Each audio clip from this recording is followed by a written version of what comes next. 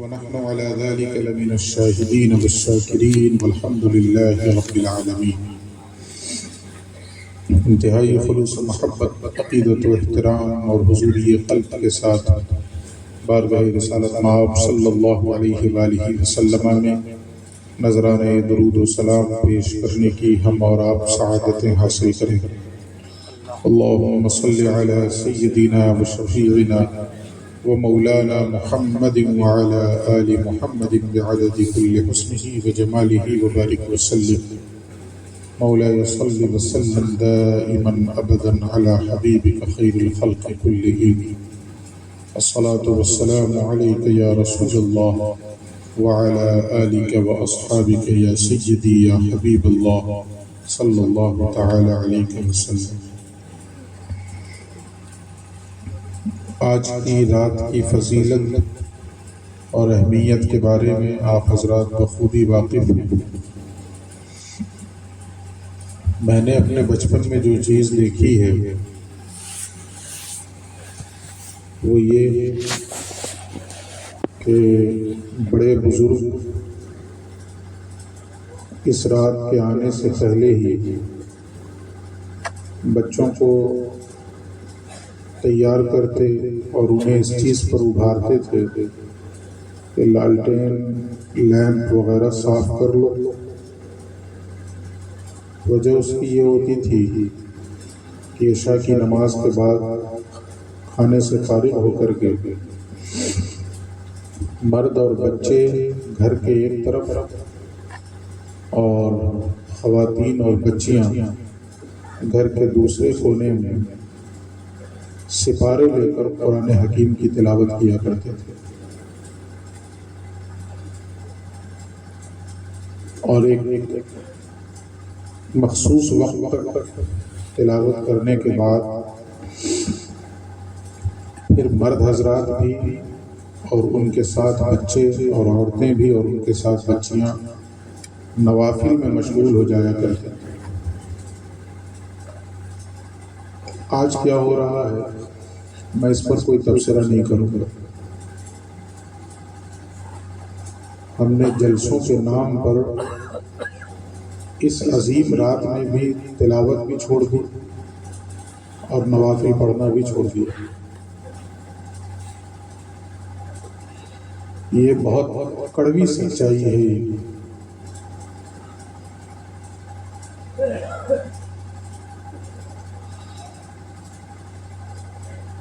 جلسہ کرنا ہو ایک رات پہلے کر لیجیے، اس رات کو صرف عبادت میں گزاریے۔ ورنہ سچی بات یہ ہے کہ جلسوں کو آج کل ایک ایونٹ بنا دیا گیا ہے۔ بڑے بزرگ تو سنجیدگی سے جلسوں کو لیتے ہیں اور سنتے ہیں، باقی جو نوجوان نسل ہے وہ کیا ہلڑ بازی کرتی ہے، نہ وہ میری نگاہوں سے پوشیدہ ہے اور نہ آپ کی نگاہوں سے پوشیدہ ہے۔ تو کم سے کم ایسی عظیم اور مقدس راتوں کو ہماری یہ نوجوان نسل برباد تو نہ ہونے دے، یوں ہی تو نہ گزر جانے دے۔ اور اس رات میں بھی اگر تقریب کرنا ہو تو بالکل کیجیے، لیکن پوری رات کا جلسہ مت کیجیے۔ اس رات میں آپ اپنی مسجد میں محفل رکھ لیجیے گھنٹے ڈیڑھ گھنٹے کی، جس میں احادیث کی روشنی میں اس رات کی اہمیت کے بارے میں امام صاحب سمجھا دیں، بتا دیں اور لوگوں کو اس پر ابھاریں کہ اب آپ کو جا کر سونا نہیں ہے، اب پوری رات اپنے گناہوں کی مغفرت چاہنا، قرآن کی تلاوت میں گزارنا۔ لیکن سچی بات تو آپ لوگوں کے سامنے ہے ہی،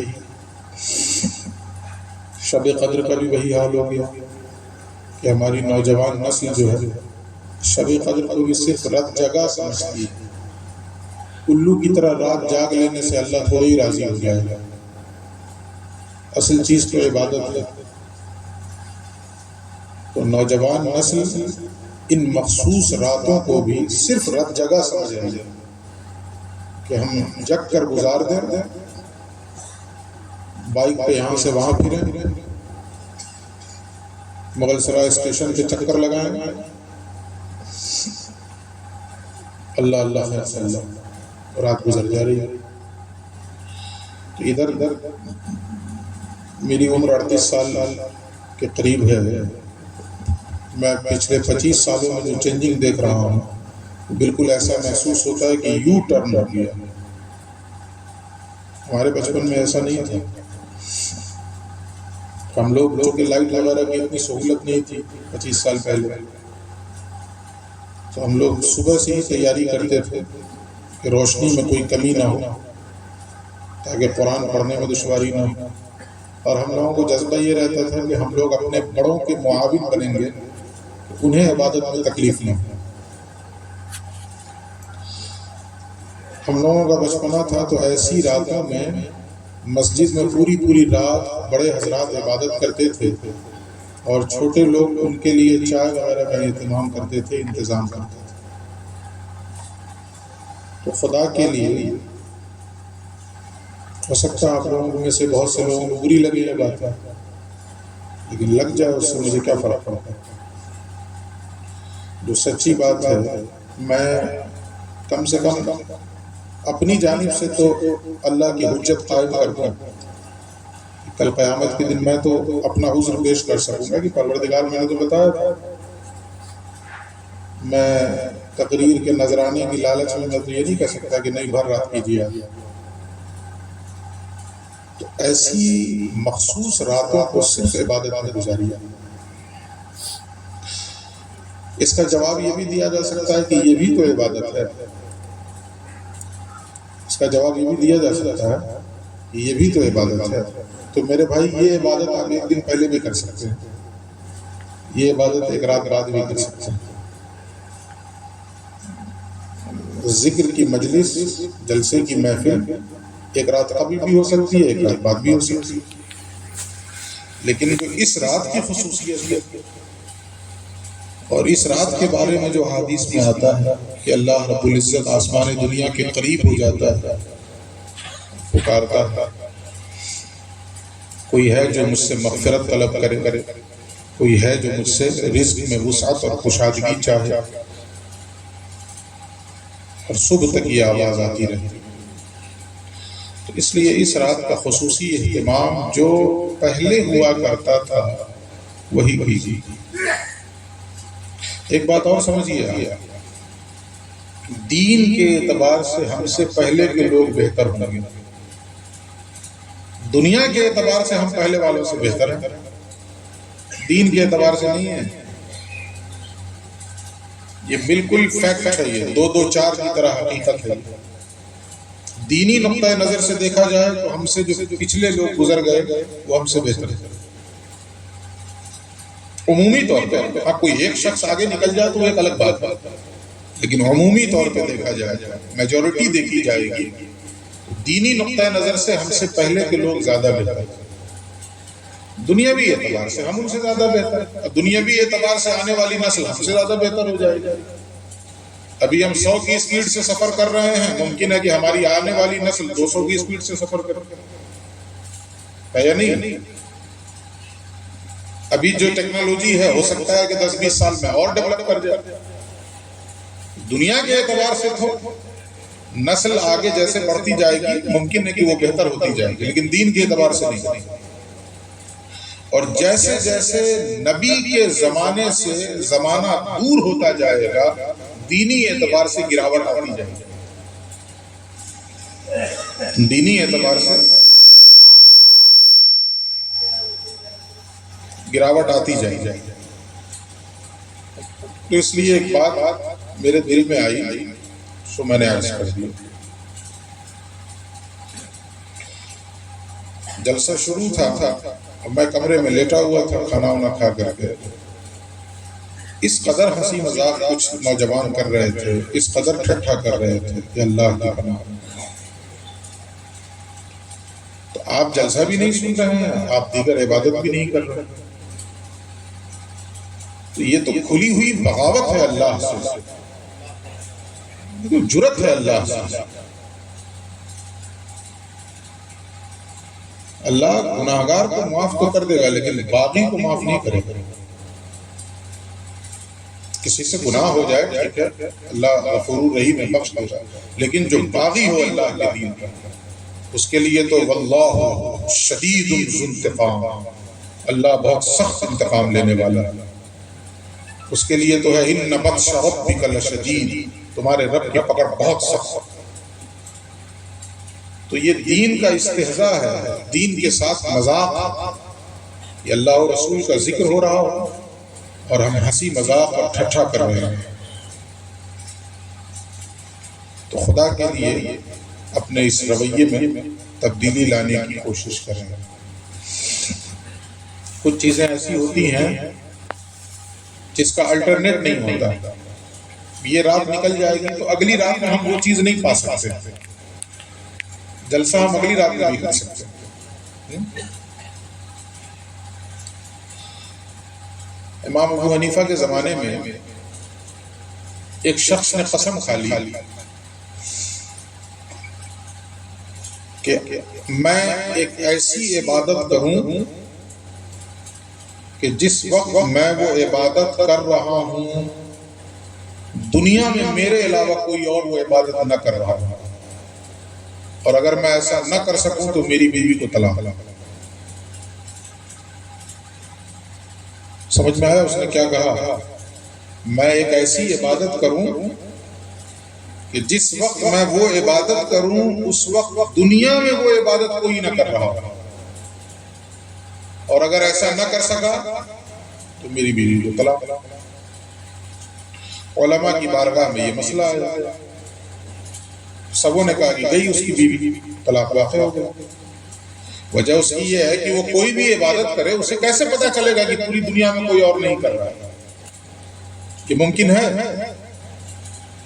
میں یہاں پہ کوئی نفل پڑھ رہا ہوں یا قرآن کی تلاوت کر رہا ہوں تو اس وقت جو میں عبادت کر رہا ہوں مجھے کیسے پتا چلے گا کہ پوری دنیا کے اندر کوئی اور نہیں کر رہا ہے؟ شکورہ بات کی تو ہم گارنٹی نہیں لے سکتے ہیں کہ کوئی اور کر رہا ہے کہ نہیں کر رہا، ہو سکتا ہے کوئی کسی کٹیا میں بیٹھ کے کر رہا ہو سکتا ہے کہ نہیں ہو سکتا، اور اس نے تو قسم کھا لی کہ دنیا میں کوئی نہ کر رہا۔ مسئلہ پہنچا امام ابو حنیفہ کے پاس، تو انہوں نے کہا جی ممکن ہے طلاق نہیں ہوگی۔ تو لوگوں کو حیرت ہوئی کہ یہ کیسے ممکن ہے؟ تو آپ نے کہا ایک کام کرو، اس زمانے میں اسلامی حکومت تھی بالخصوص حرمین طیبین میں، تو امام ابو حنیفہ نے جو اس زمانے کے امیر المومنین تھے جن کی حجاز میں حکومت تھی، مکے اور مدینے میں، کہا کہ ان سے جا کے کہو اس شخص کو حانس ہونے سے بچا لیں، اس کی قسم ضائع نہ جائے اور بیوی بھی نہ نکلے، اور بچانے کی صورت یہ ہوگی کہ اس کو لے جایا جائے مطاف میں۔ مطاف اس جگہ کو کہتے ہیں جہاں طواف کیا جاتا ہے، کعبے کے ارد گرد طواف ہوتا ہے نا، تو جتنی دور میں چکر لگایا جاتا ہے اس ایریے کو مطاف کہا جاتا ہے۔ وہاں سے باہر نکل کے آپ چکر نہیں لگا سکتے، تو ایک مخصوص ایریا ہے اس کے اندر آپ چکر لگائیں، طواف کریں۔ تو آپ نے فرمایا کہ اس کو مطاف میں لے جایا جائے، اور جس وقت یہ وہاں جائے اس وقت مطاف کو خالی کروا دیا، کوئی اور نہ رہے، اور اس سے کہا جائے کہ طواف کر لو۔ اب جو اس وقت وہ طواف کر رہا ہے دنیا میں کوئی اور کر رہا ہے، اس لیے کہ طواف تو وہیں ہوگا نا، اور تو کہیں ہو نہیں سکتا، اس کا تو کوئی الٹرنیٹ ہے ہی نہیں کہ آپ اپنے گھر میں جو ہے کعبہ کی فوٹو رکھ کے طواف کیجیے گا، ایسا تو ممکن نہیں، طواف وہیں ہوگا، کعبۃ اللہ کے گرد ہوگا۔ تو آپ نے اس کی صورت یہ بتائی کہ اس شخص کو وہاں لے جایا جائے اور امیر کے حکم سے مطاف کو خالی کروا دیا جائے اور اسے تنہا بھیج دیا جائے اور اس سے کہہ دیا جائے کہ طواف کر لو۔ اس وقت وہ ایسی عبادت کر رہا ہے کہ دنیا میں کوئی اور نہیں کر رہا۔ یہ امام ابو حنیفہ کا علم، اللہ رب العزت نے ان کو جو فہم عطا کیا تھا، دین کا تفقہ عطا کیا تھا، اس کی ایک جھلک ہے۔ یہ میں نے واقعہ اس لیے سنایا ہے کہ کچھ چیزیں ایسی ہوتی ہیں جس کا الٹرنیٹ نہیں ہوتا۔ وہ طواف وہیں ہو سکتا ہے، دوسری جگہ نہیں ہو سکتا۔ ایسے ہی اس رات کی جو رحمتیں ہیں، برکتیں ہیں، اور اس رات میں جو حاصل کرنے والی چیزیں ہیں وہ ہم اسی رات میں کر سکتے ہیں، اگلی رات نہیں کر سکتے۔ جلسہ ہم ایک رات پہلے بھی کر سکتے ہیں، ایک رات بعد بھی کر سکتے ہیں۔ تو ہم لوگوں کا یہ ٹرینڈ چلتا ہے کہ مخصوص ایام میں اور مخصوص شبوں میں جو خالص عبادت کی راتیں ہوتی ہیں اس کو ہم پوری رات جلسے میں گزار دیتے ہیں۔ آپ میں سے تو بہت سے لوگ جا کے نفل پڑھیے گا، ہم جیسا گدھا آدمی جو تقریر بھی کیے اور بعد ٹرین پکڑنے کے لیے دوڑے جا رہے ہیں، تو سب سے زیادہ تو محروم ہم ہوں۔ جیسے ہمارے ایک شناسہ کہا کرتے تھے کہ پتہ نہیں کس نے رمضان میں چندے کا سسٹم نکال دیا، زکوٰۃ نکالنے کا۔ وہ کہا کرتے تھے کہ پتہ نہیں کس شخص نے رمضان میں زکوٰۃ نکالنے کا سسٹم کر دیا ہے کہ عوام تو اس نیت سے زکوٰۃ نکالتی ہے کہ ہم کو ثواب زیادہ ملے گا، اس نیت سے زکوٰۃ نکالتی ہے رمضان میں ثواب زیادہ پا بھی جائے، اللہ کا وعدہ ہے رمضان میں نیکیوں کا اجر بڑھ جاتا ہے، لیکن بیچارہ مولوی نیکیوں میں مار کھا جاتا ہے، وہ بیچارہ روزہ نماز چھوڑ کے چندہ ہی وصول کرنے لگتا ہے۔ تو ان مخصوص راتوں میں جلسوں میں سب سے بڑا نقصان جو ہے ہمیں ہوگا کہ چاہ کر بھی عبادت نہیں کر سکتے، سفر کر کے آئیے پھر جائیے سفر کیجیے،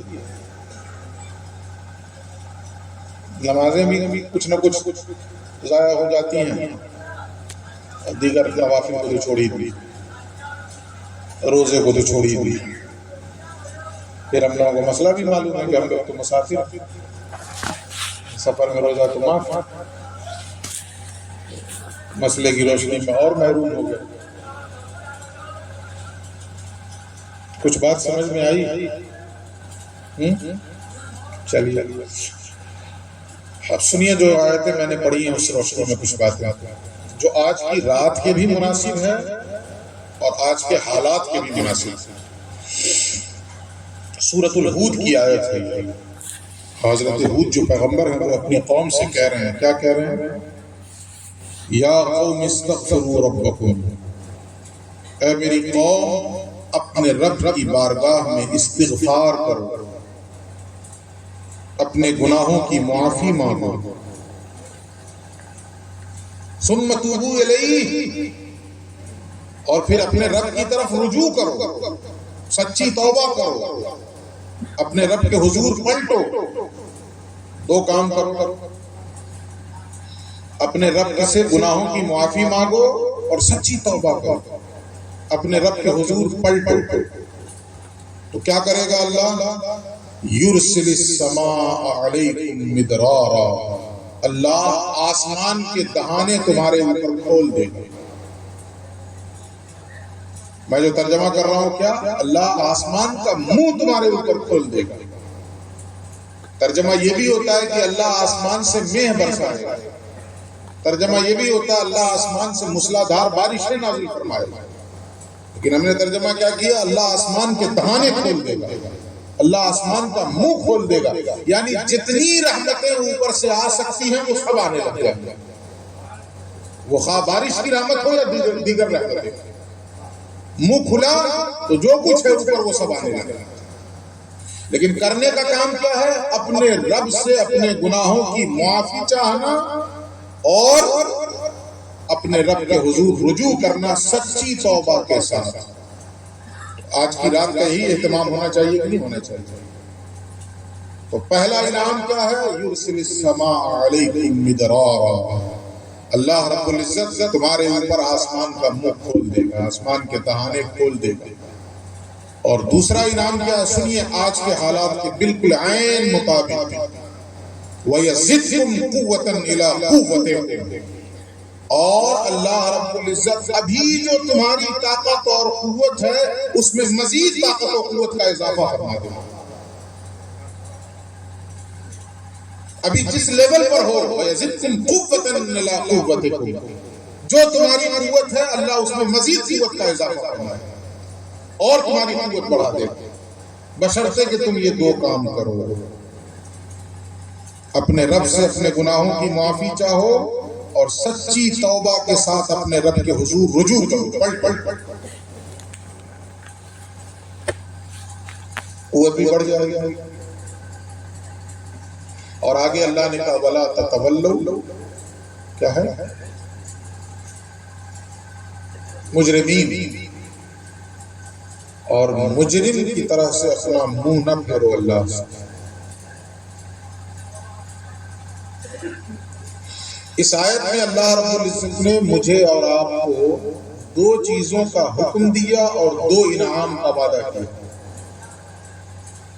اور ایک دوسری آیت میں اللہ فرماتا ہے ان اللہ لا یخلف المیعاد، اللہ اپنے وعدے کے خلاف نہیں کرتا۔ یہ تو میری اور آپ کی حالت ہے کہ صبح کو وعدہ کریں شام کو توڑ دیں، یہ میری اور آپ کی حالت ہے نا، لیکن اللہ نے اگر کوئی وعدہ کیا ہے تو اسے پورا فرمائے گا۔ اللہ اپنے وعدے کے خلاف نہیں کرتا، اس کا وعدہ ہے کہ تم یہ دو کام کرو گے ہم آسمان کا منہ کھولیں گے، آسمان کی ہر رحمت کا تمہیں مستحق بنا دیں گے اور قوت میں مزید اضافہ کر دیں گے۔ پھر ایک دوسری آیت میں اللہ رب العزت نے اور کھول دیا اسے، وہ کیا؟ وہ بھی ایک پیغمبر کی زبانی ہے، فَقُلْتُ اسْتَغْفِرُوا رَبَّكُمْ إِنَّهُ كَانَ غَفَّارًا، تو میں نے کہا، پیغمبر کہتے ہیں تو میں نے کہا اپنے رب کے حضور اپنے گناہوں کی معافی مانگو، انہ کان غفارا، یقیناً وہ گناہوں کو معاف کرنے والا ہے، بخشنے والا ہے۔ یرسل السماء علیکم مدرارا، اگر تم اپنے رب سے گناہوں کی معافی چاہو گے تو معاف بھی کر دے گا وہ، اور اس کے ساتھ ساتھ آسمان سے رحمتیں اتارے گا، موسلادھار بارشیں نازل فرمائے گا، آسمان کا منہ کھول دے گا۔ وَيُمْدِدْكُمْ بِأَمْوَالٍ وَبَنِينَ، اور اللہ رب العزت مال سے بھی تمہاری مدد فرمائے گا، اولاد سے بھی تمہاری مدد فرمائے گا۔ آج اس مجمع میں بیٹھے ہوئے 95% لوگوں کو یہ شکایت ہوگی کہ میری اولاد میری معاون نہیں ہے، 95% لوگوں کو یہ شکایت ہوگی کہ اولاد معاون نہیں ہے، مددگار نہیں ہے یا نہیں؟ شکایت ہوگی، اللہ نے راستہ بتایا ہے۔ 95% لوگوں کو شکایت ہے کہ ہم نے اپنی ساری کمائی اپنی اولاد کی تعلیم پر اور اس کی اچھے مستقبل پر خرچ کر دیا، اس کے لیے مکان بنانے پر خرچ کیا، اب جب ہم بوڑھے ہو گئے ہیں تو نہ ہمارے پاس مال ہے اور نہ اولاد معاون ہے، تو ہم جائیں تو کہاں جائیں؟ اللہ فرماتا ہے اپنے رب کے حضور اپنے گناہوں کی معافی مانگو، اللہ رب العزت مال سے بھی تمہاری مدد فرمائے گا، اولاد سے بھی تمہاری مدد فرمائے گا۔ یہ تو دنیا کی مدد ہوئی، اور آخرت کے لیے کیا ہے؟ ہاں پڑھیے نا، وَيَجْعَلْ لَكُمْ جَنَّاتٍ وَيَجْعَلْ لَكُمْ أَنْهَارًا، اور اللہ رب العزت تمہارے لیے جنت عطا فرمائے گا،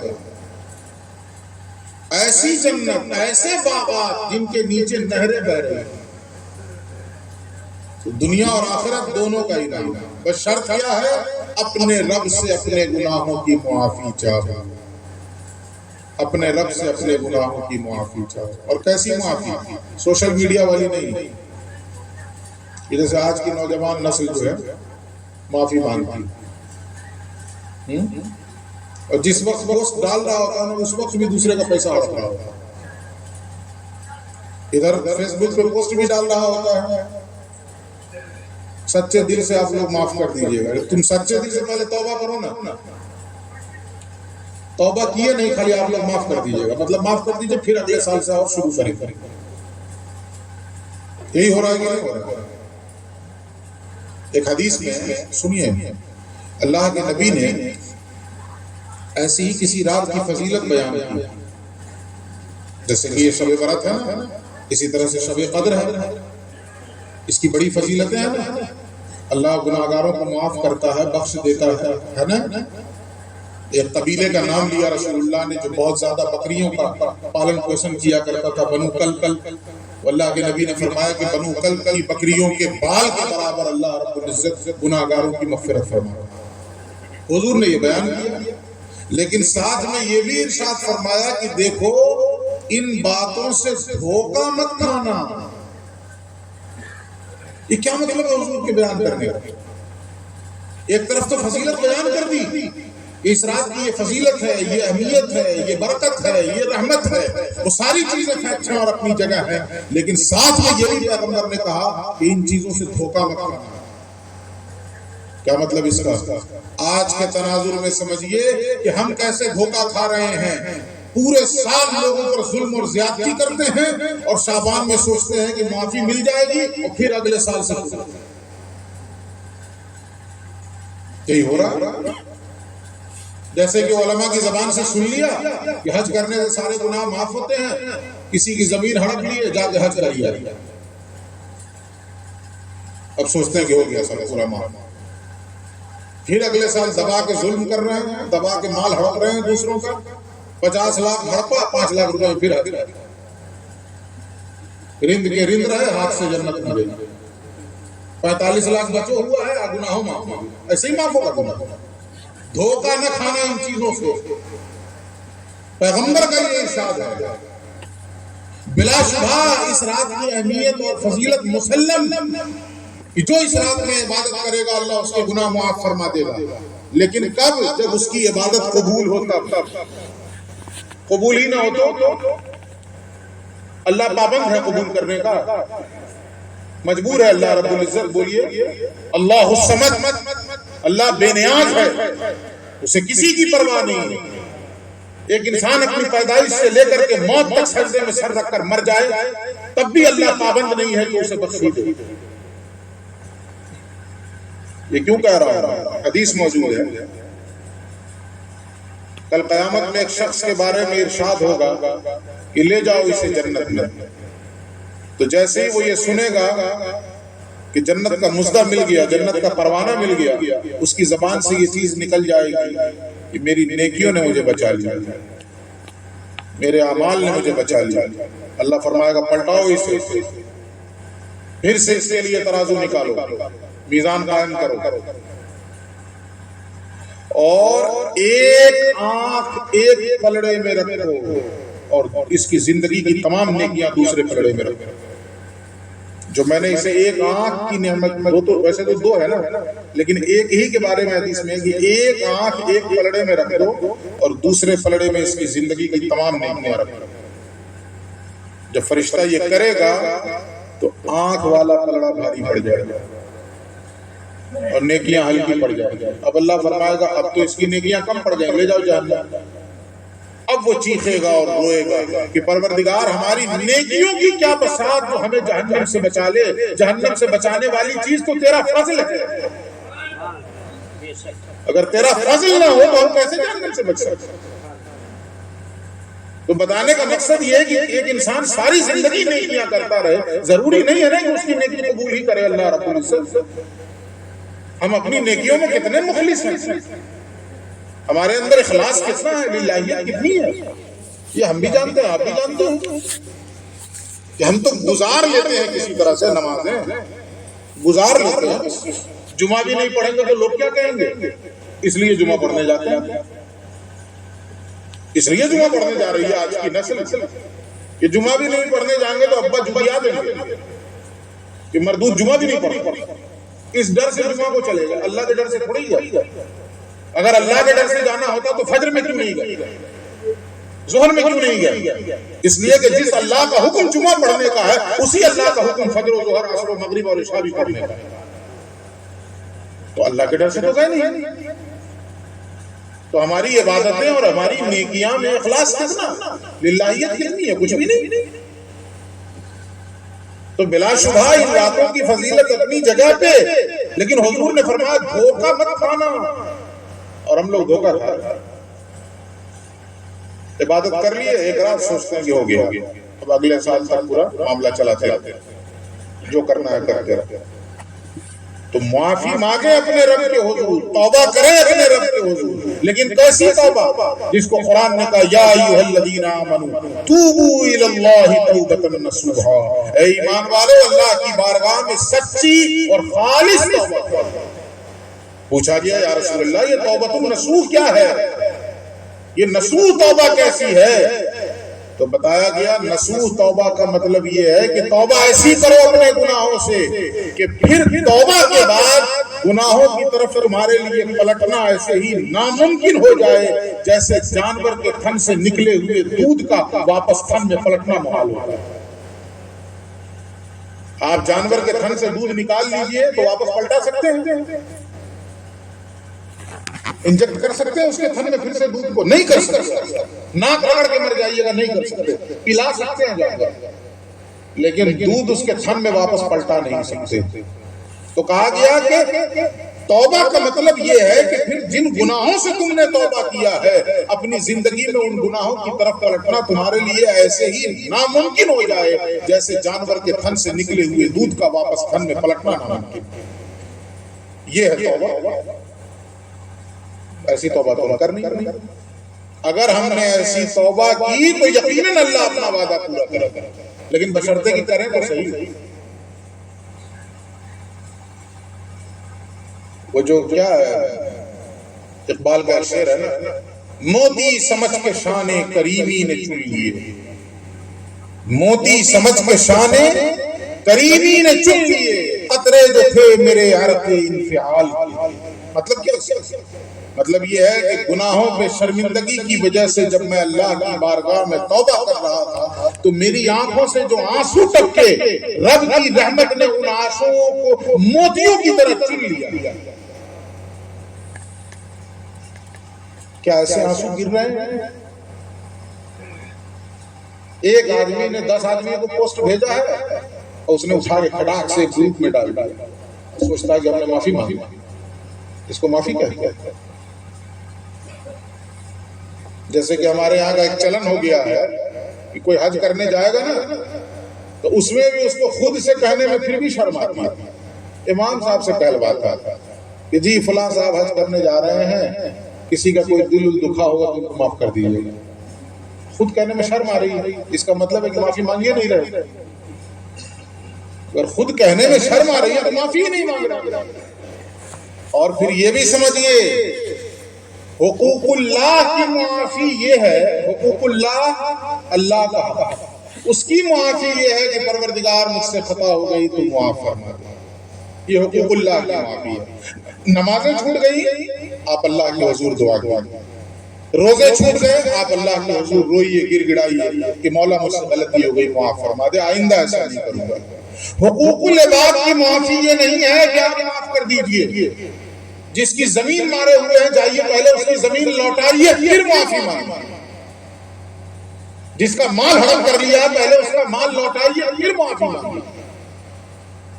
زمین دبا بھی لیے ہیں امام صاحب سے بلوا کے معافی بھی مانگیے، یہ معافی ہے؟ یہ مکاری ہے؟ زمین دبائے بھی ہوئی، امام صاحب کھڑے ہو کر کے بیچارے ان کی طرف سے وہ معافی مانگا۔ ہمارے یہاں کی ایک کہاوت ہے کہ گوشت کھائے خدوسوا، مار کھائے مدوسوا۔ زمین ہڑ پہ تم معافی مانگے امام صاحب تو کہاں مانگے؟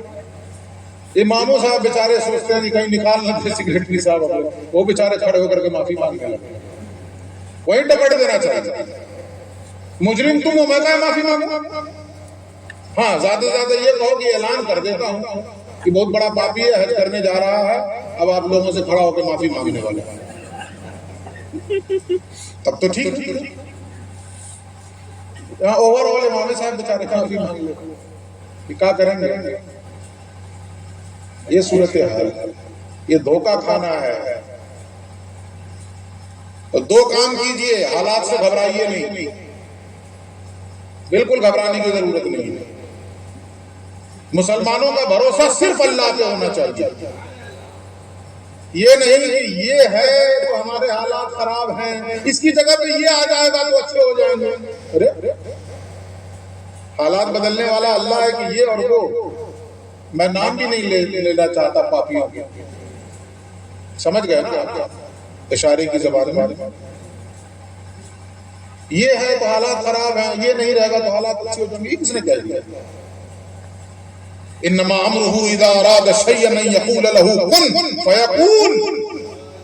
اس کے امر کا معاملہ یہ ہے کہ جب بھی وہ کسی چیز کا ارادہ فرماتا ہے تو وہ صرف کہتا ہے کن ہو جا، فیکون تو وہ چیز ہو جاتی ہے۔ وہ جب چاہے گا حالات بدلنا، اس کو صرف ایک کن کہنے کے لیے وہ حالات بدل جائیں گے، آٹومیٹک بدل جائیں گے۔ بشرطے کہ ہم اس کی بارگاہ میں سچی توبہ کر کے رجوع کریں، سچی توبہ کر کے پلٹیں، آسمان کے دہانے کھول دے گا وَيَزِدْكُمْ قُوَّةً إِلَىٰ قُوَّتِكُمْ، اور تمہاری قوتوں میں قوت بڑھا دے گا۔ اور دوسری آیت میں نے بتا دیا وَيُمْدِدْكُمْ بِأَمْوَالٍ وَبَنِينَ، مال سے بھی تمہاری مدد فرمائے گا، اولاد سے بھی تمہاری مدد فرمائے گا، اور پھر ایسے باغات بھی عطا کرے گا جس کے نیچے نہریں بہ رہی ہیں، نہریں جاری ہیں۔ یہ ایک آیت جو میں نے تلاوت کی تھی اس کا حصہ ہوا۔ اب آئیے دوسری آیت جس کو میں نے پڑھا تھا اس کو سنو۔ یہ تو ہو گیا توبہ والی بات، گناہوں سے معافی والی بات، لیکن توبہ کرنے کے بعد بھی تو کچھ کرنا ہے نا، یہ خالی توبہ توبہ توبہ توبہ کرتے رہنا۔ توبہ کرنے کے بعد کچھ کرنا ہے کہ نہیں کرنا ہے؟ یہ فجر میں اٹھے، فجر میں کہاں اٹھے؟ 10 بجے اٹھے، اللہ توبہ اللہ توبہ، جیسے آج کل ہوتا ہے منہ پیسے سے کرے کرتا اللہ توبہ، اسے کہا ہوتا ہے۔ 10 بجے اٹھا، فجر کی نماز غائب، اس کے بعد پھر ظہر بھی غائب، عصر بھی غائب، مغرب بھی غائب، عشاء بھی غائب، بس سونے جائے گا نا توبہ پھر چادر تھا۔ یہی ہو رہا ہے کہ نہیں آج کل؟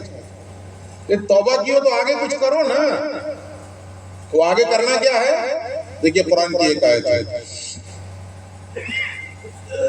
ان المنافقین فی الدرک الاسفل من النار ولن تجد لهم نصیرا، یقیناً منافقین جہنم کے سب سے نچلے طبقے میں ہوں گے، وَلَن تَجِدَ لَهُمْ نَصِيرًا، اور ہرگز تم ان کا کوئی مددگار نہیں پاؤ گے۔ اس کے بعد اللہ کیا کہتا ہے؟ إِلَّا الَّذِينَ تَابُوا، مگر جنہوں نے توبہ کر لی، مگر جنہوں نے توبہ کر لی، پہلی چیز۔ ایک اور آیت میں اللہ رب العزت فرماتا إِلَّا مَن تَابَ، مگر جس نے توبہ کر لیا، اور پھر آگے وَآمَنَ، اور توبہ کرنے کے بعد نئے سرے سے مومن ہوا، اس کے بعد وَعَمِلَ عَمَلًا صَالِحًا، اور پھر اس کے بعد پوری زندگی نیک عمل کرتا رہا، فَأُولَٰئِكَ يُبَدِّلُ اللَّهُ سَيِّئَاتِهِمْ حَسَنَاتٍ، تو اللہ رب العزت ایسے لوگوں کے گناہوں کو بھی نیکیوں سے بدل دیتا ہے۔ گناہ کیا ٹھیک ہے، انسان سے ہی گناہ ہوتا ہے نا، معصیت ہو گئی، نافرمانی ہو گئی، گناہ ہو گئے زندگی میں، انسان سے ہی ہوتا ہے۔ حدیث میں ہے کہ تمام کے تمام انسان گناہگار ہیں، لیکن آگے کا لفظ کیا ہے؟ اور بہترین گناہگار وہ ہے جو اللہ کی بارگاہ میں سچی توبہ کرے۔ ذرا غور کیجئے اس ٹکڑے پر اور قربان ہو جائیے 100 جان سے۔ پیغمبر کہہ رہے ہیں کہ تمام کے تمام انسان گناہگار ہیں، اور پھر کہا وَخَيْرُ الْخَطَّاؤُونَ، اور بہترین گناہگار، یعنی گناہگار بھی اور بہترین بھی، یہ طرفہ تماشا بھی، گناہگار اور بہترین، یہ کیسے ہو گیا؟ گناہگار تو بہترین نہیں ہو سکتا نا، عام طور پہ سمجھنے کی چیز ہے نا، یہ گناہگار بہترین کیسے ہو سکتا؟ لیکن آمنہ کے لال کی زبان سے یہ بات نکل رہی ہے تو ماننا تو پڑے گا نا۔ تو کنڈیشن ہے وہ گناہگار بہترین ہے جو گناہ کے بعد توبہ کرے، وہ بہترین گناہگار، لیکن صرف توبہ نہیں، توبہ کے بعد نئے سرے سے مومن ہو جائے اور اپنی زندگی نیک اعمال میں گزارے، تو پھر اللہ کیا انعام دیتا ہے؟ ایسے لوگوں کے گناہوں کو بھی اللہ نیکیوں سے بدل دیتا ہے۔ زندگی میں جو گناہ کیے تھے، یہ سچی توبہ کے بعد پکا ایمان، اور پکے ایمان کے بعد ساری زندگی نیک عمل، اس کا جو ثواب مل رہا ہے تو مل ہی رہا ہے، پچھلی زندگی کے گناہوں کو بھی اللہ نیکیوں سے بدل دے گا۔ بدل دے گا کہ نہیں؟ قرآن کی آیت ہے۔ تو صرف توبہ نہیں، توبہ کے بعد بھی کچھ کرنا ہے، اور وہ کیا؟ سچا اور پکا ایمان اور نیک عمل، ٹھیک ہے نا؟ سچا اور پکا ایمان اور نیک عمل۔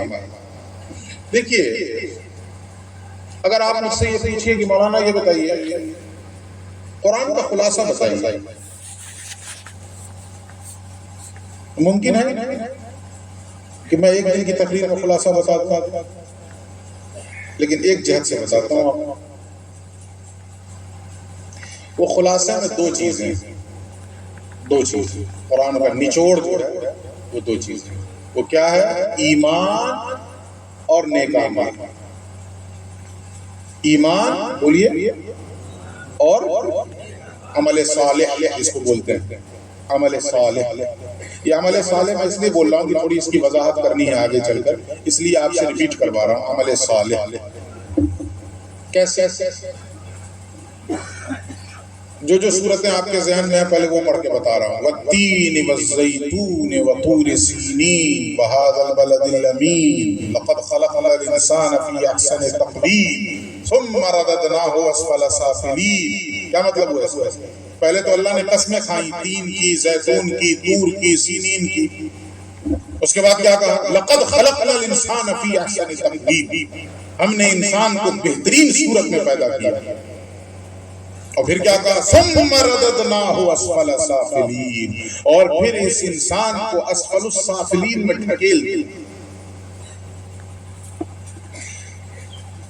انسان اسفل السافلین میں ڈھکیل دیا گیا. لیکن بچا کون؟ سب نہیں، کچھ بچے بھی. وہ کون بچے؟ تو آگے اللہ آگے آگے اس کے بعد ثم رددناہ اسفل سافلین. اسٹیج والے نہیں پڑھیں گے، ہے کسی کو یاد؟ الا الذین آمنوا وعملوا الصالحات.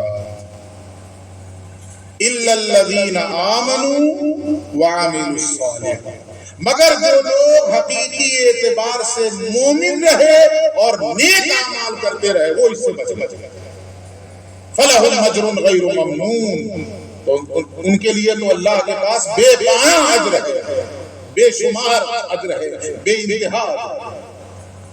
کن کے لیے؟ جو یہ دو کوالٹی اپنے اندر پیدا کر لیں، ایمان اور عمل صالح. یہی ہے نا دو چیزیں، الا الذین آمنوا وعملوا الصالحات.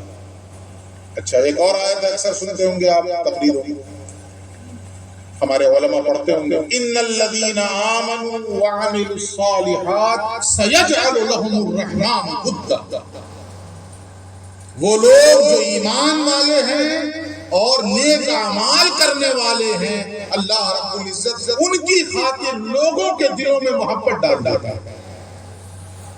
یہاں بھی یہ دو چیزیں آئی نا، ایمان اور عمل صالح. آئیے ایک سورت اور سنیے، وہ آپ کو یاد ہے، والعصر ہے یاد، ان الانسان لفی خسر. زمانے کی قسم، تمام کے تمام انسان گھاٹے میں ہیں. اس کے بعد یاد نہیں ہے، الا الذین آمنوا وعملوا الصالحات. مگر وہ جو ایمان والے ہیں اور نیک عمل کرنے والے ہیں وہ گھاٹے میں نہیں ہیں. آگے بھی دو چیزیں ہیں لیکن آگے جو ہے نا یہ اسی کی تشریح ہے. وعملوا الصالحات کی ایکسپلینیشن نہیں، وتواصوا بالحق وتواصوا بالصبر. مین یہی دو ہے، الا الذین آمنوا وعملوا الصالحات. اب جو آیت میں نے خطبے کے بعد پڑھی تو اس کو سنیے. اللہ کہتا ہے من عمل صالحا منکم من ذکر او انثى وهو مؤمن. تم میں سے جو کوئی بھی نیک عمل کرے، وہ چاہے مرد ہو یا عورت. غور سے سنیے گا، قرآن پڑھ کے بتا رہا ہوں آپ کو، یہ ایران کا قصہ نہیں ہے جی. ہاں الف لیلا کی داستان نہیں ہے، یہ قرآن پڑھ کے بتا رہا ہوں.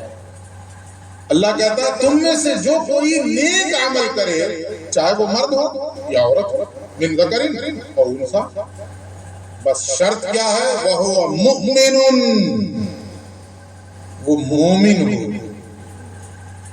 اس لیے کہ ایمان کے بغیر نیک عمل کی کوئی اہمیت نہیں.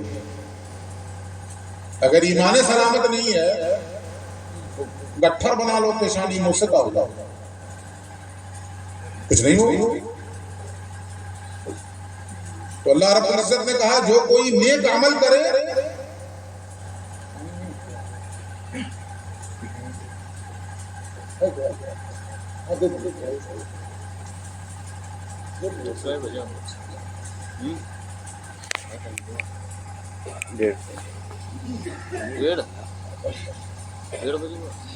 بس شرط کیا ہے؟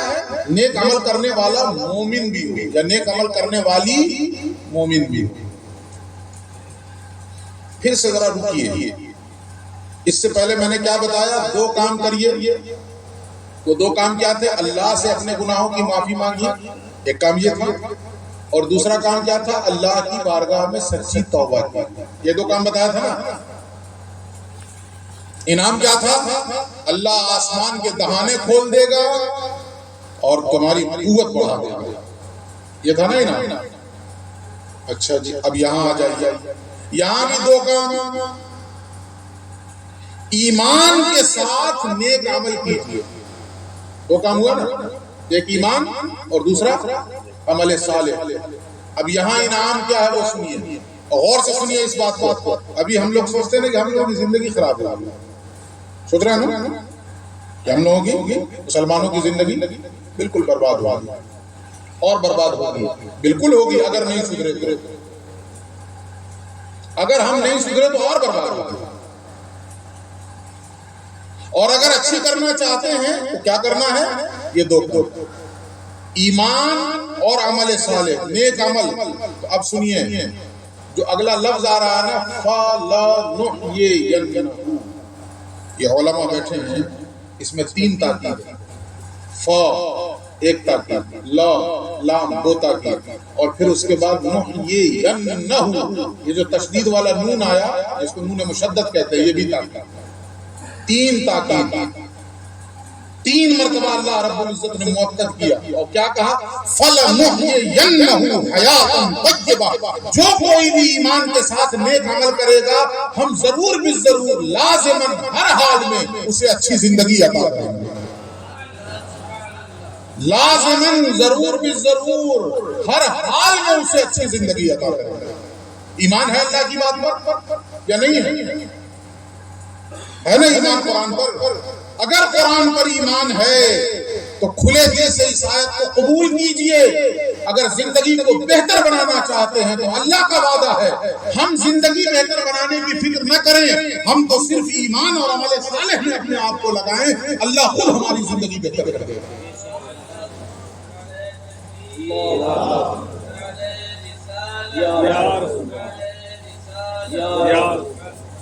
3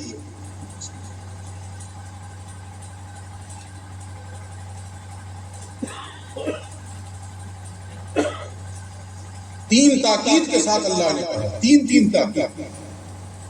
یقیناً لازماً ضرور بالضرور ہم اسے اچھی زندگی عطا فرمائیں گے. اور صرف اچھی نہیں، پاکیزہ طیبہ، حیاتاً طیبہ، پاکیزہ زندگی. مطلب کیا ہوا؟ بہت باریک بات ہے. اچھی زندگی اور پاکیزہ زندگی میں فرق.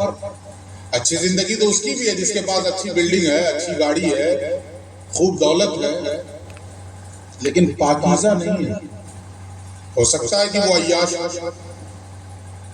ساری سہولتیں اس کے پاس ہیں، ہو سکتا ہے کہ عیاش ہو سکتا ہے کہ رات کی تاریکی میں منہ کالا کرتا ہو. لیکن یہاں اللہ رب العزت کیا کہہ رہا ہے؟ پاکیزہ زندگی عطا کریں گے.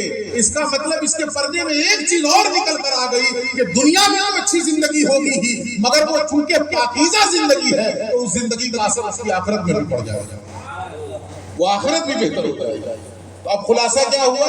تم ایمان اور عمل صالح اپنے اندر لے آؤ، ہم تمہاری دنیا بھی اچھی کر دیں گے اور آخرت بھی اچھی کر دیں گے. سمجھ گئے؟ یہ اللہ کا وعدہ ہے. اور ہم لوگ آج کی رات میں بھی عمل صالح نہیں کر پا رہے. ہم نے شروع میں بتایا تھا. اب آئیے 2 چیزیں تو ہیں، بولنے میں تو آسان لگتا ہے. 2 جیسے کہ بولنا لگے اگر تو 2 ارب، تو 2 لفظ ہے 2 ارب، لیکن ذرا گنیے تو 2 ارب 2,000 والا نوٹ اب وہ بند ہو گیا. تو کہاں دکھتا ہے؟ 2,000 کے نوٹ سے اگر 2 ارب گنیے 10 منٹ میں گن لیجیے گا. بولنے میں تو 2 لفظ ہے 2 ارب. ایسے ہی یہاں ایسا لگتا ہے کہ یار 2 ہی چیز تو ہے، ایمان اور عمل صالح. بس بہت سمپل، بہت آسان. لیکن اقبال کہتے ہیں یہ شہادت گئے الفت میں قدم رکھنا ہے، لوگ آسان سمجھتے ہیں مسلمان ہونا.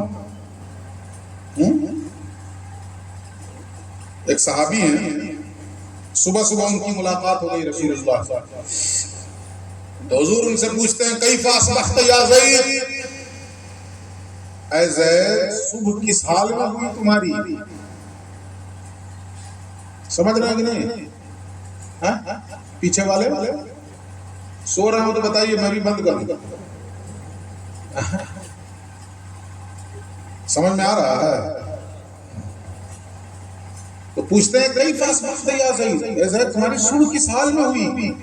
تو کہتے ہیں اصبحت مؤمنا یا رسول اللہ، اے اللہ کے رسول میں نے ایمان کی حالت میں صبح کی ہے. ایمان کی حالت میں صبح کی ہے. کون کہہ رہے ہیں؟ صحابی رسول اللہ کی صحبت پانے والے. ان کے ایمان میں کیا شک ہے؟ ان کے ایمان میں کیا شبہ ہے؟ لیکن ایمان کوئی ہلکی چیز نہیں ہے، معمولی چیز نہیں ہے. اسی لیے حضور آگے ارشاد فرماتے ہیں فانظر ماذا تقول، ہر بات کی ایک دلیل ہونی چاہیے. زید جو کچھ بول رہے ہو سوچ لو کہ اس کی دلیل تمہارے پاس ہے کہ نہیں. بول تو رہے ہو کہ حالت ایمان میں صبح کی ہے، لیکن اگر اللہ دلیل مانگ لے تو دلیل دے پاؤ گے کہ نہیں دے پاؤ گے؟ اور سوچ لو. تو اللہ نے تو دو ہی چیزیں بتائی ہیں، ایمان اور عمل صالح، لیکن وہ ایمان پیدا کرنا آسان کام نہیں ہے. ایمان اب 2-3 منٹ اس پر سن لیجیے. دیکھیے ایمان کے لیے پہلی بنیادی چیز کیا ہے؟ توحید ہے نا، اللہ کو ماننا، یہ بنیاد ہے. تو اس کا کیا مطلب؟ لا الہ الا اللہ ہو گیا، اللہ کو ماننا. کسی کو ایمان کہتے ہیں نہیں، یہ تو شروعات. ہر وقت دل و دماغ میں یہ چیز رچ بس جائے کہ اللہ موجود ہے، وہ مجھے دیکھ رہا ہے. اللہ موجود ہے، وہ مجھے دیکھ رہا ہے.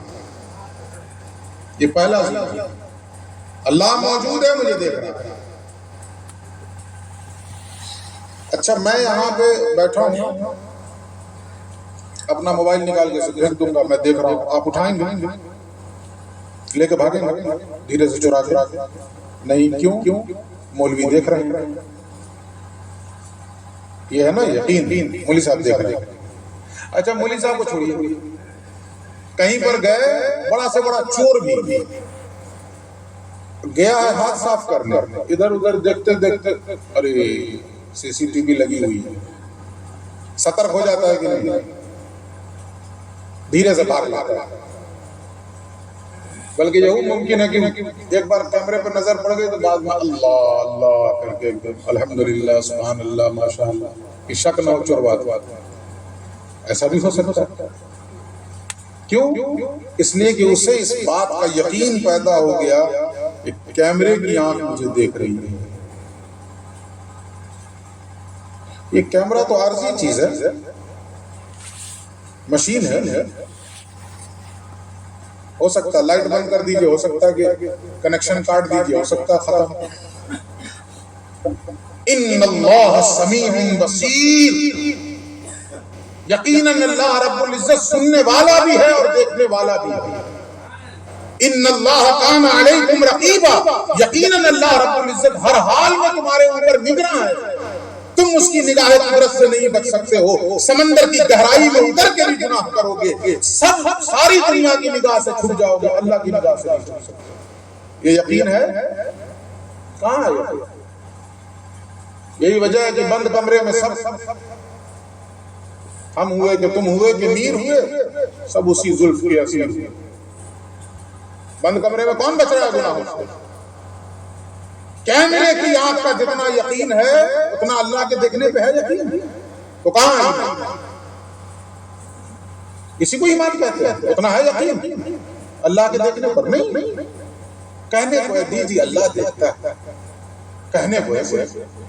جیسے کہ قرآن میں ایک آیت ہے نا کلا انہا کلمۃ هو قائلها، ہرگز نہیں، وہ تو ایک بات ہے جس کو وہ اپنے منہ سے نکال دیتا ہے. بس یہی حال ہمارا. اللہ دیکھ رہا ہے کہنے کے لیے. یقین کی حد تک ایمان یقین کا نام ہے. یقین کی حد تک یہ چیز دل و دماغ میں سمائی کہ اللہ دیکھ رہا ہے. اگر یہ یقین کی حد تک نہیں ہے تو اس کا مطلب ایمان نہیں ہے۔ دل ہے مسلمان میرا نہ تیرا، میں بھی نمازی تو بھی نمازی، کہاں ہے ایمان؟ اچھا ایک پہلو سے، یہ تو اللہ کی بات ہو۔ اب آئیے رسالت، توحید کے بعد کیا ہے؟ لا الہ الا اللہ کے بعد محمد رسول اللہ صلی اللہ علیہ وآلہ وسلم۔ کیا ہے ایمان؟ تصدیق ما جاء به النبی صلی اللہ علیہ وسلم، جو کچھ رسول لے کر آئے، جو کچھ رسول نے اپنی زبان مبارک سے ارشاد فرمایا، ان تمام چیزوں کو دل سے مان لینے کا نام ایمان ہے۔ زبان سے نہیں، دل سے مان لینے کا نام ایمان ہے ایسا ایمان رسول کی باتوں پر؟ میں تو کہتا ہوں کہ نہیں، اپنے بارے میں تو کہیں سکتا ہوں کہ نہیں۔ ایک مثال سے سمجھاؤں آپ کو۔ ابھی میں کہوں گی صاف جو سامنے بیٹھے ہوں گے نا بدک اور اچھل کے ادھر بھاگیں، اس کے بعد وہاں جا کے کہیں کہاں میرے کہنے پہ اتنا یقین ہوا کہ بغیر دیکھے بھاگ گئے کہ نہیں بھاگے، اپنے آپ کو سیف زون میں لے گئے، پہلے یہاں سے اٹھا کے ادھر، جب یقین ہو گیا کہ اب سیف زون میں آ گیا ہوں، اب تحقیق کی جا رہی، ادھر لاؤ ڈنڈا مارا جائے، اب ہو رہا ہے اتنا یقین، جبکہ ہم جھوٹے۔ اور اس پیغمبر نے فرمایا ہے جس کے سچے ہونے کی گواہی اللہ نے دی، اس نے کہا ہے کہ حرام کا لقمہ اپنے پیٹ میں اتارو گے تو جہنم کا اژدہا تمہارے لیے منہ پھاڑے کھڑا ہے۔ اس بات پہ ہے ایمان؟ صبح سے شام تک حرام نگل رہے ہیں، کہاں ہے بات؟ کہنا بہت آسان ہے، ذرا میں کڑوی گولی دے رہا ہوں آج، اس لیے اس کو اتاریے حلق سے۔ کبھی کبھی اس طرح کی تقریر اس لیے بھی کرتا ہوں کہ اپنے اوپر اثر ہو جائے، یہ سسرا اور کالا ہوا۔ کہاں ایمان؟ حضرت ابو بکر کو دیکھیے کیسا ایمان تھا رسول کی باتوں پر۔ ابھی پچھلا مہینہ گزرا نا معراج کا، پچھلا ہی مہینہ تھا نا رجب شریف کا، جس میں 27ویں شب معراج کی۔ رسول اللہ جب معراج سے پلٹے تو صبح آپ نے مسجد میں یہ ساری چیزیں بیان فرمائی، مشرکین مکہ تالیاں لگاتے ہوئے نکلے، دیکھ ابھی تک زمین کی بات کر رہے تھے، وہ آسمان کی بات کرنے لگے۔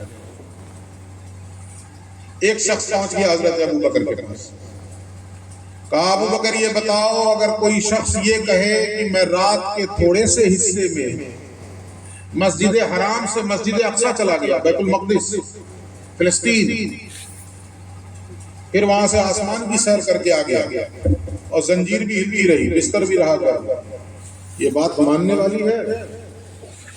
تو حضرت ابو بکر نے کہا کہ زیادہ گھماؤ نہیں، یہ بتاؤ کہا کس نے؟ حضرت ابو بکر نے اس سے پوچھا یہ بتاؤ کہا کس نے ہے؟ اس نے دھیرے سے کہا کہ تمہارے ساتھی محمد نے کہا صلی اللہ علیہ وسلم۔ جیسے ہی حضرت ابو بکر نے یہ بات سنی تڑپ کے بول اٹھے، اگر انہوں نے کہا ہے تو میں گواہی دیتا ہوں کہ سچ کہا۔ یہ ہے ایمان، مستند ہے ان کا فرمایا ہوا، وہ جو کہہ دیں من وعن، اس بات کو تسلیم کر لینے کا نام ایمان۔ ایک دوسری جھلک دیکھیے، حضرت علی کو ہجرت کی رات رسول اللہ نے اپنے بستر پہ سلایا تھا نا، یاد ہے نا؟ جس رات ہجرت کر رہے تھے اس رات حضرت علی کو اپنے بستر پہ سلایا تھا۔ اور وہ رات کیسی تھی؟ ایک طرح سے دیکھیے تو وہ ہجرت کی رات تھی، اور دوسری طرف سے دیکھیے تو ارادہ قتل نبی کی رات تھی۔ یعنی مشرکین مکہ نے تو پلاننگ کر لی ہے نا کہ آج معاذ اللہ نبی کو قتل کر دینا، شہید کر دینا، کام تمام کر دینا۔ یہ تو قتل کا ارادہ کر کے وہ آئے ہیں۔ تو ایک جہت سے دیکھیے تو ہجرت کی رات ہے، اور دوسری جہت سے دیکھیے تو ارادہ قتل نبی کی رات ہے۔ اور اس رات میں حضرت علی کو بستر پہ سلایا جا رہا ہے، نیند آئے گی کسی کو؟ میری اپنی حالت ہے کہ اگر چوہا گھڑبڑا گیا تو مجھ کو نیند نہیں آئی، اگر ہم کو پتا چل گیا کہ اس کمرے میں چوہا ہے تو پھر مجھ کو نہیں ہوئی. وہ کم بختی کا ہمارا زندگی میں ایک مرتبہ سروے میں آگے کاٹ دیا. تو جب سے وہ ایسا سمایا ہے نا کہ اگر پتا چل گیا کہ اس روم میں چوہا ہے تو پھر رات میں نہیں ہوئی، چاہے جتنی کوشش کریں. اگر یہ پتا ہو کہ آج ہو سکتا ہے کہ اس بستر پہ اٹیک ہے تو نیند آئی. لیکن حضرت علی کو حضور نے سلایا اپنے بستر پہ کہ علی تم سو جاؤ میرے بستر پہ. اور اس سے پہلے کچھ امانتیں تھیں لوگوں کی، مکے والوں ہی کی، مشرکین ہی کی امانتیں تھیں، مومنین کی نہیں، مشرکین ہی کی امانتیں تھیں، جو حضور کو سچا مانتے تھے، امین مانتے تھے، صادق اور امین کہتے تھے. وہ اپنی قیمتی چیزیں حضور کے پاس رکھا کرتے تھے. حضور نے حضرت علی کے سپرد کیا کہ یہ فلاں فلاں فلاں چیزیں فلاں فلاں فلاں کی امانتیں ہیں، انہیں ان کے مالکوں تک پہنچا دینا اور پھر مدینہ آ کر مجھ سے مل لینا. یہ جملہ ارشاد فرمایا رسول اللہ نے کہ مدینہ آ کر مجھ سے مل لینا. خیر بات آئی گئی، ختم ہو گئی. بعد میں کسی نے حضرت علی سے ایک دن پوچھ لیا ہے کہ مولا علی یہ بتائیے اس رات نیند آئی تھی؟ تو جواب سنیے. حضرت علی فرماتے ہیں کہ جتنی چین کی نیند مجھے اس رات آئی تھی نہ اس سے پہلے کبھی آئی نہ اس کے بعد کبھی آئی. اور کیوں؟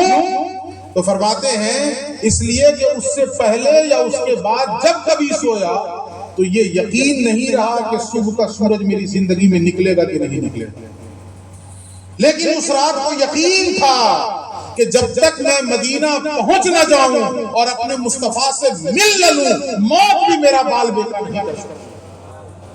اس لیے کہ حضور نے فرمایا تھا کہ علی امانتیں ان کے حقداروں تک سپرد کر دینا اور مجھ سے مدینہ آ کر مل لینا. تو جب تک میں مدینہ جا کر مل نہ لوں موت کیسے آ سکتی ہے؟ تو جتنی چین کی نیند اس رات آئی زندگی میں کبھی نہیں. یہ ہے ایمان رسول پر، تصدیق ما جاء بہ النبی. سمجھ گیا؟ اچھا ایک چیز تھی ایمان، اور دوسری چیز کیا تھی؟ جو پڑھا لکھا تھا نیاز نے اسے صاف دل سے بھلا دیا. کیا تھی دوسری چیز ایمان کے بعد؟ عمل صالح. علماء بتا رہے ہیں تو پہلے سے جانتے ہیں، آپ بتائیے نا. عمل صالح. اب سنیے یہ عمل صالح کیا ہے؟ اس میں بھی ہم لوگ دھوکہ کھاتے ہیں. ہم جس کو عمل صالح سمجھ رہے ہیں کیا ضروری ہے کہ وہ صالح عمل ہے کہ صالح عمل ہے؟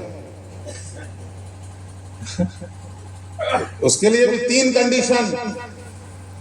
پہلی، وہی عمل صالح ہوگا جس کے کرنے کا اللہ نے حکم دیا.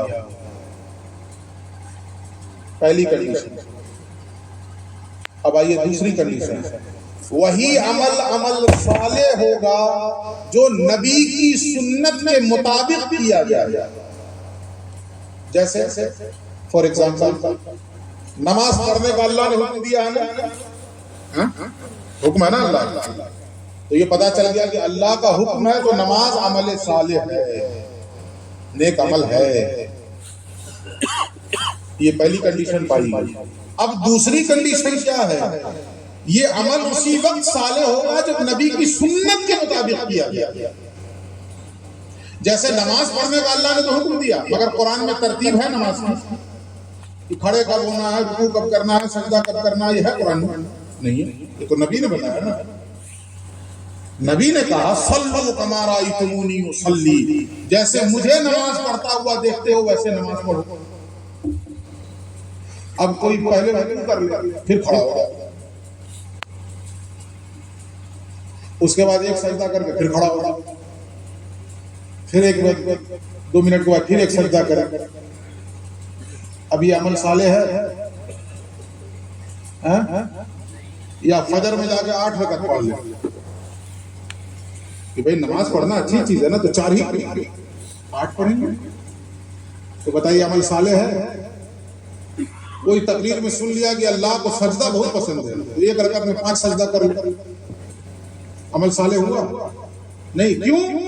نبی کی سنت کے مطابق نہیں. نماز پڑھنا اللہ کا حکم تو ہے، لیکن یہ نماز عمل صالح کب بنے گی؟ جب نبی کی سنت کے مطابق کیا گیا۔ سمجھ میں آئی دوسری کنڈیشن بھی؟ اب آئیے تیسری کنڈیشن۔ پہلی دونوں یاد ہے نا کہ بھول گئے؟ اللہ کا حکم ہو اور نبی کی سنت کے مطابق کیا جائے۔ اور تیسری کنڈیشن، عمل صالح اسی وقت بنے گا جب صرف اور صرف اللہ کی رضا اور اس کی خوشنودی کے لیے کیا جائے۔ اگر کسی اور کے لیے کیا جائے تو عمل صالح ہے۔ اگر نماز کسی اور کے لیے پڑھی جائے کہ لوگ کیا کہیں گے، یا دیکھ لے کوئی بہت بڑے سیٹ صاحب ہیں بس فٹ سے سجدے میں گر گئے، سیٹ صاحب پھنس جائیں ہمارے جال میں پہنچے ہوئے بابا، یہ عمل صالح ہے؟ آپ صالح کی بات کرتے ہیں۔ پیغمبر فرماتے ہیں جس نے دکھاوے کی نماز پڑھی وہ مشرک ہو گئے، جس نے دکھاوے کا روزہ رکھا وہ مشرک ہو گئے، جس نے دکھاوے کے لیے صدقہ اور خیرات کیا وہ مشرک ہو گئے۔ ہم تو عمل صالح سوچ رہے تھے، یہاں تو پیغمبر فرما رہے وہ مشرک ہو گئے، وہ شرک کر گئے، اس لیے کہ وہ دوسروں کے لیے نماز پڑھ رہا تھا، وہ دوسروں کے لیے صدقہ و خیرات کر رہا تھا، اللہ کے لیے نہیں۔ بتوں سے تجھ کو امیدیں، خدا سے نو امیدی، مجھے بتا تو صحیح اور کافری کیا ہے۔ کسی اور سے امید لگائے بیٹھے تھے، یہ عمل صالح ہے۔ تو عمل صالح کے لیے کنڈیشن کیا ہے؟ پہلی اللہ کا حکم ہو، دوسری نبی کی سنت کے مطابق ہو، اور تیسری وہ عمل صرف اور صرف اللہ کی رضا کے لیے کیا جائے، اللہ کی خوشنودی کے لیے کیا جائے، تب وہ عمل صالح ہے۔ سمجھ گئے اتنی بات؟ اس شان سے ایمان اور اس شان سے عمل صالح کیجئے، اللہ اپنا وعدہ پورا فرمائے گا، فَلَنُحْيِيَنَّهُ حَيَاةً طَيِّبَةً، ہم ضرور بالضرور لازماً ہر حال میں اسے پاکیزہ زندگی عطا فرمائے، اچھی زندگی عطا فرمائے۔ لیکن جیسے میں نے ایمان کے بارے میں بتایا کہ ہم لوگ ڈنڈی مارتے ہیں، عمل صالح پہ آئیے۔ اس میں جو ہے شیطان تین طرح سے ہمارے سامنے بیریئر کھڑا کرتا ہے۔ عمل صالح کے سامنے شیطان کا تین بیریئر ہوتا ہے۔ یہ آخری بات بتا رہا ہوں، اس کے بعد ختم کر دوں۔ جگے ہوئے ہیں پیچھے والے ذرا بولیے نا۔ اچھا چلیے ماشاءاللہ۔ یہ تین طرح سے بیریئر شیطان کھڑا کرتا ہے۔ پہلا بیریئر یہ کیا ہے؟ وہ کرنے ہی نہیں دے، یہ اس کا پہلا بیریئر کہ وہ کرنے ہی نہیں دے۔ یہ کوئی بتانے کی ضرورت نہیں ہے، فجر میں کتنے لوگ رہتے ہیں؟ اتنے بھی رہتے ہیں جتنے لوگ یہ جلسہ سننے آئے ہیں، اتنے بھی رہتے ہیں؟ 5% ہی رہتے ہیں۔ وہ اکبر الہ آبادی کا مصرع ہے نا کہ کونسل میں بہت سید، مسجد میں فقط جمعہ۔ کونسل میں بہت سید، مسجد میں فقط جمعہ۔ آج کے زمانے میں کونسل کون سمجھے گا؟ تو کچہری میں چلے جائیے، صبح صبح 10 بجے نہا دھل کے کھادی کا کرتا پاجامہ، اوپر سے گمچھا، پان کھا کے گئے ہوئے ہیں چودھری صاحب۔ کس لیے بھائی؟ جھوٹی گواہی دینے کے لیے۔ کام ہے دن بھر ڈھونڈ رہے ہیں، کوئی کسی کو گواہی دلوانا ہے، اللہ 500 دے۔ یہی ہو رہا ہے کہ نہیں ہو رہا ہے؟ اور اس کے بعد وہی صاحب آ کر کے طے کریں گے کہ اس سال تراویح کون پڑھا ہے۔ ابے تو کہاں جانے کی الف کھڑا ہوتا ہے کہ پڑھا ہوتا ہے، تو طے کرے گا۔ یہی ہو رہا ہے۔ جس کو طہارت کا سلیقہ نہیں معلوم ہے وہ طے کرتا ہے کہ تراویح کون سنائے۔ اب 5 حافظ آئے ہیں اور وہ ان کو سنا رہے ہیں، تو کیا سمجھے؟ وہ حدیثیں پڑھتے تو کیا سمجھے کہ قرآن پڑھ رہے ہیں، کیا پڑھ رہے ہیں؟ وہ کیا دینا ہوتا ہے کہ نہیں ہوتا ہے؟ یہ عالمیہ ہے، یہ کام علماء کا ہے، یہ عام آدمی کا۔ مسجد کمیٹی مسجد کے انتظام و انصرام کے لیے ہے، کہ حافظ طے کرنے کے لیے انتظام و انصرام کے لیے ہوتی ہے نا۔ وہ پانی میں کمی نہ ہو، نمازیوں کو تکلیف نہ ہو، صفائی ستھرائی مسجد میں رہے نہ، حافظ طے کریں گے، امام صاحب صفائی طے نہیں کی.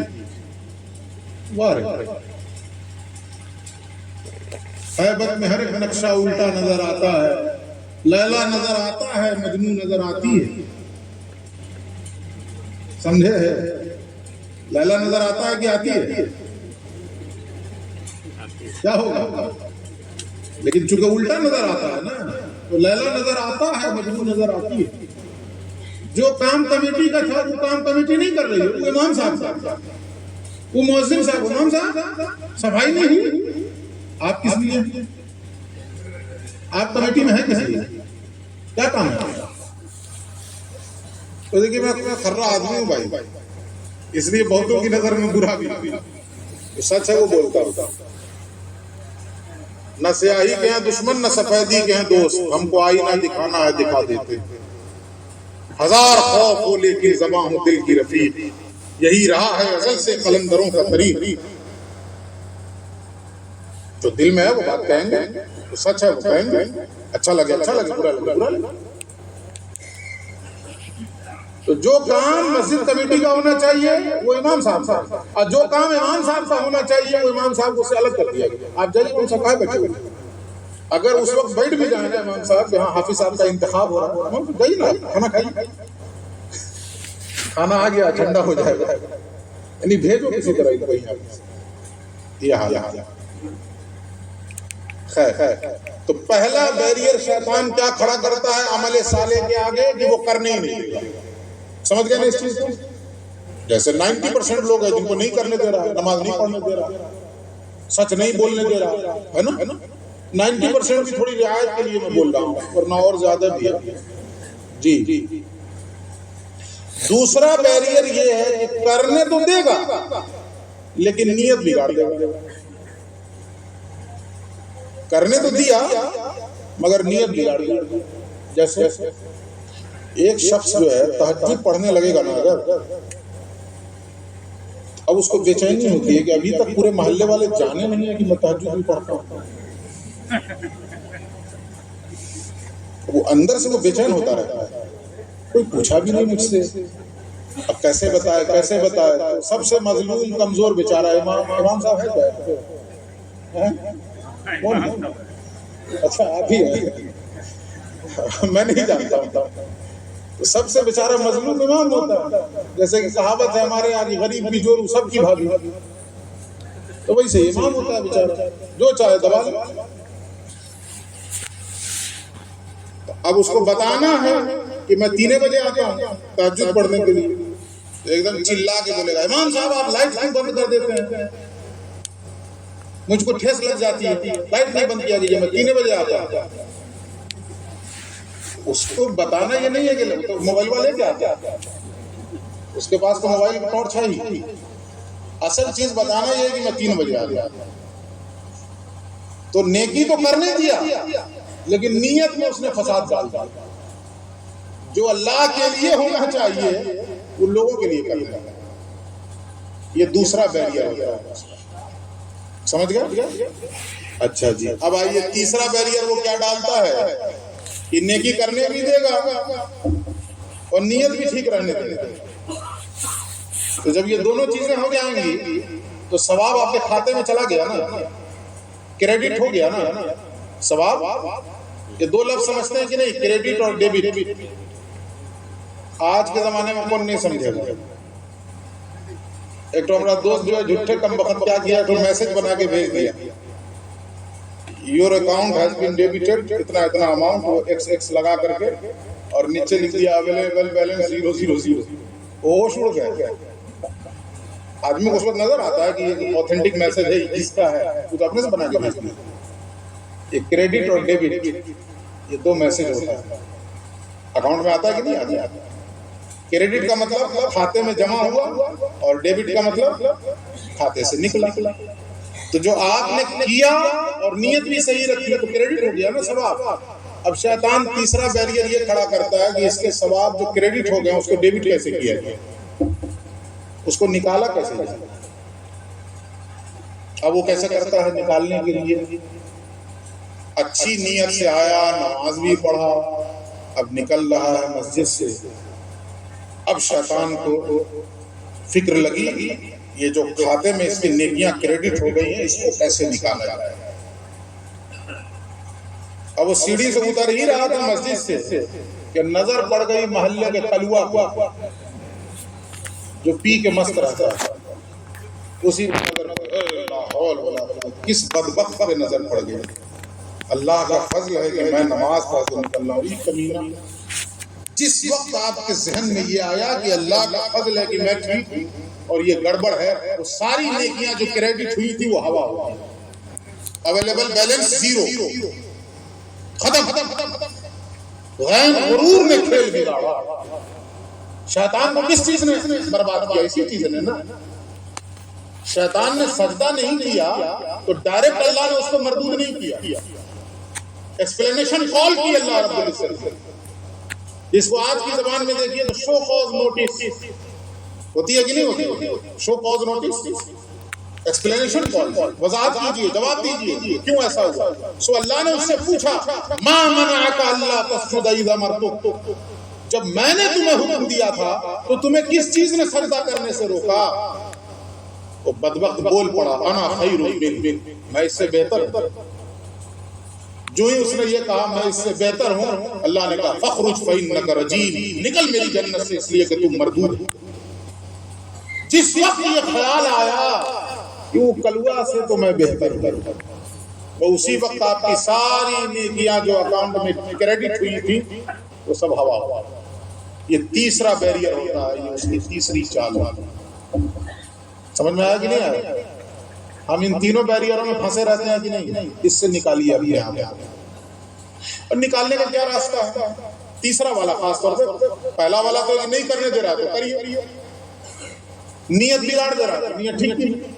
یہ تیسرے والے سے بچنے کا کیا راستہ؟ یہ بہت کٹھن کام ہے. یہ تو آ ہی جاتا ہے اپنا اندر، یہ آ ہی جاتا ہے. نیکیوں کا بھی غرور آ جاتا ہے، علم کا بھی غرور آ جاتا ہے. جی علم کا بھی غرور آ جاتا ہے. انسان بڑا عالم ہو جاتا ہے تو اپنے نیچے والے بیچارے جو 20 سال سے خدمت کر رہے ہیں ان کو گوبر سمجھتا ہے. کیا کیا؟ یہ تو معمولی مولوی صاحب. ارے میرے بھائی آپ بڑھ کے علامہ ہو، لیکن یہی مولوی صاحب بیچارے 20 سال سے جھنڈا اٹھائے ہوئے ہیں. جیسے بھی ہوں لیکن یہی نا 20 سال سے نبھا رہے ہیں.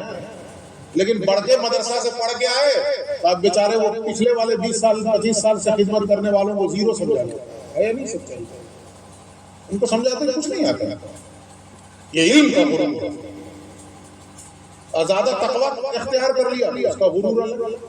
اس سے بچنے کا کیا راستہ ہے؟ یہ آخری بات حضور غوث پاک کی سن لیجیے اور پھر بات. حضور غوث پاک فرماتے ہیں یہ آخری چیز، اس سے بچیں گے کیسے؟ یہ جو اپنے اندر تکبر، غرور، انانیت، عجب، یہ چیزیں جو پیدا ہوتی ہیں اس سے کیسے بچیں گے؟ کیا خوبصورت بات ہے حضور غوث پاک کی. فرماتے ہیں کہ اپنے سے عمر میں کسی بڑے سے ملو تو اس کو اپنے سے افضل جانو.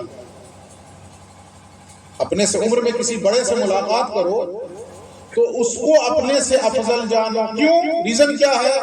یہ سوچ کر اس کو اپنے سے افضل جانو کہ اس کی عمر زیادہ ہے تو نیکیاں بھی زیادہ ہوگی. اس کی عمر زیادہ ہے تو اس کی نیکیاں بھی زیادہ ہوگی، لہذا یہ مجھ سے افضل. اچھا آگے فرماتے ہیں اور اگر کسی ایسے سے ملاقات کرو جو تم سے عمر میں کم ہے اس کو بھی اپنے سے افضل جانو. کیوں؟ یہ سوچ کر افضل جانو کہ اس کی عمر کم ہے مجھ سے تو اس کے گناہ بھی کم ہوں گے. سمجھ میں آئی بات؟ اچھا اور آگے فرماتے ہیں اور اپنے سے کسی ایسے سے ملاقات کرو جو علم میں تم سے زیادہ ہے تو اس کو اپنے سے افضل جانو. علم میں نور ہے اور اللہ نے یہ نور اسے زیادہ عطا کیا.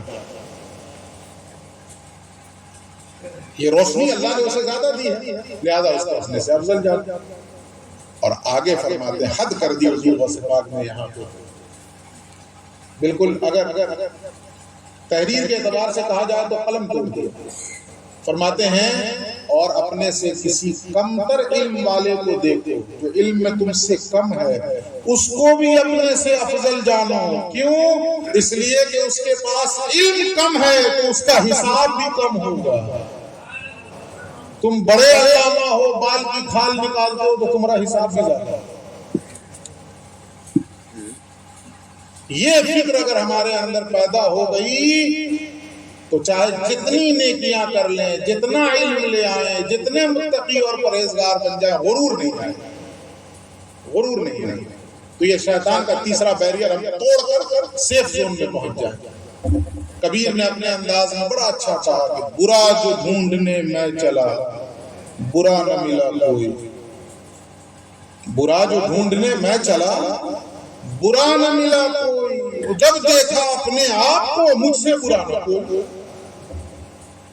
جب دوسروں کو دیکھیے تو اس کی اچھائیوں پہ نظر ڈالیے، جب دوسروں کو دیکھیے تو اس کی اچھائیوں پہ نظر ڈالیے، اور جب اپنے آپ کو دیکھیے تو اپنی برائیوں پہ نظر ڈالیے۔ لیکن ہم لوگ یہ نہیں کرتے، اس کے الٹ کرتے ہیں، دوسروں کی صرف برائیاں دیکھتے ہیں اور اپنی صرف اچھائیاں دیکھتے ہیں، ہے یا نہیں؟ اپنی صرف اچھائیاں دیکھ رہے ہیں اور دوسروں کی صرف برائیاں دیکھ رہے ہیں۔ مکمل تو کوئی نہیں ہے، وہ تو صرف محمد رسول اللہ صلی اللہ علیہ وسلم جو کامل و مکمل ہستی ہیں، ان کے علاوہ زمانے میں کوئی نہیں۔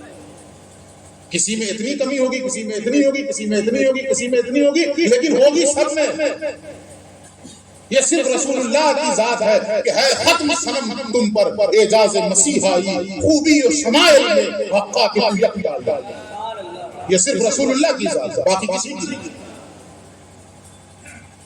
تو جس کو بھی دیکھیے اتنی برائیاں ہیں اس کے اندر، اتنی اچھائیاں بھی تو ہوں گی نا، ان اچھائیوں پہ نظر ڈالیں۔ اور آپ کے اندر اتنی اچھائیاں ہیں مگر اتنی سی تو برائی ہوگی نا، جب اپنے آپ پہ نظر ڈالیے تو اسی برائی ہوگی۔ تو غرور نہیں پیدا ہوگا، احساس ندامت پیدا ہوگا، اور جب یہ احساس ندامت پیدا ہوگا تو وہ جو دوسری چیز ہے عمل صالح، وہ درست طریقے سے آپ ادا کر سکیں گے۔